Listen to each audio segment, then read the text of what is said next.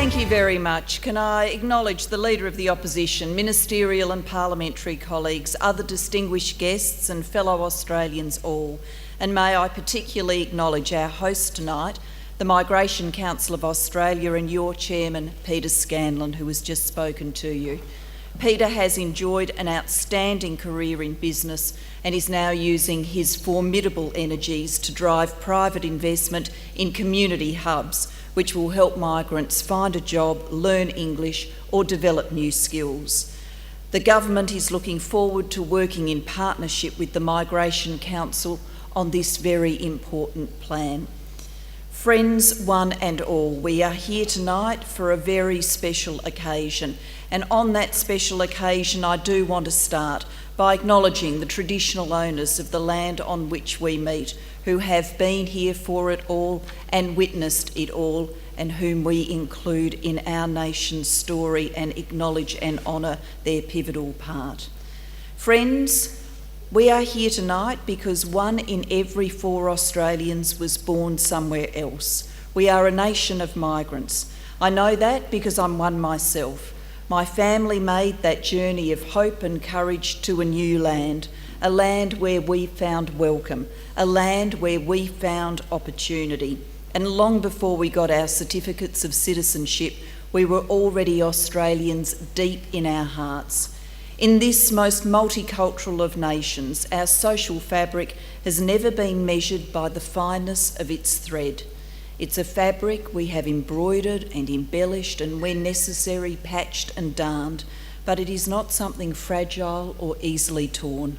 My family has been fortunate enough to be able to stitch its initials into this social fabric.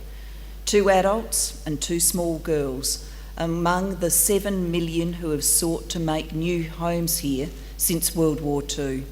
Great waves of us, first from the UK and Northern Europe, then from the Mediterranean and the Middle East, later from Southeast Asia, India, China, Africa, and of course these post-war waves were not the first.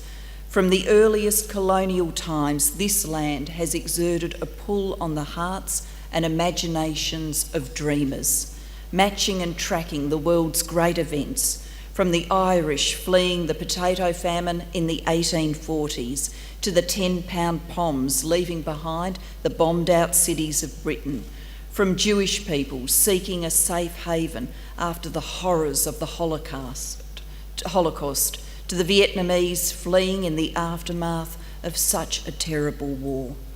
The Australian story is the world's story too.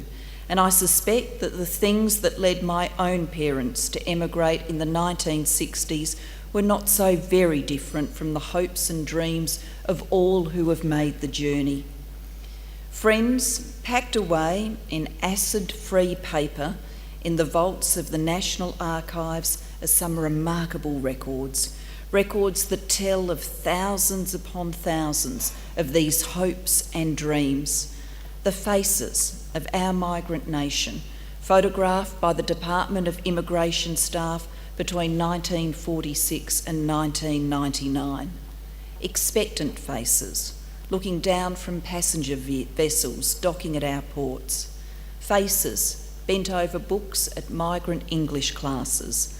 Labourers working hard on the snowy scheme. Faces under sun hats, picking fruit, or looking out from beneath hairnets on the factory floor.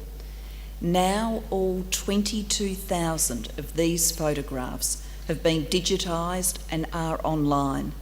The Destination Australia website lets people search for photos, share stories, add descriptions, even upload their own photographic memories.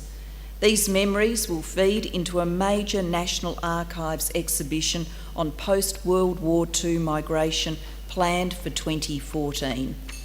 The exhibition will be entitled A Ticket to Paradise, complete, as in our Australian way, with an upward inflection, a final question mark.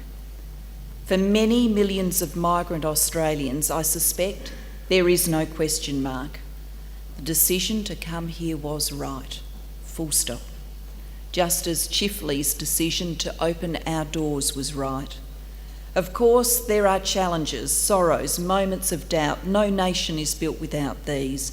But overwhelmingly, this is a place where dreams are fulfilled, where a form of paradise can be found at least as much as is possible on earth. Towards the end of Anna Funder's award-winning novel All That I Am, the character of Ruth is spending her last days in reflection, recalling her flight from Hitler's Germany, the losses wrought by war, and finally, her new life in Australia. After the war, she says, "I came to this sun-struck place. It is a glorious country which aspires to no kind of glory. Its people aim for something both more basic and more difficult, decency. Together, we have built a nation that strives to be classless, confident and compassionate, but above all, a country which is decent, a country that has been enriched by the hand of welcome each generation holds out to those who come after us. This gesture of inclusion and belonging that enlarges us all. Friends, these qualities are found in abundance amongst the finalists in the inaugural Migration and Settlement Awards, individuals and organisations who were there for migrants and refugees in those first bewildering months, offering good counsel and local know-how and bringing paradise a few steps closer.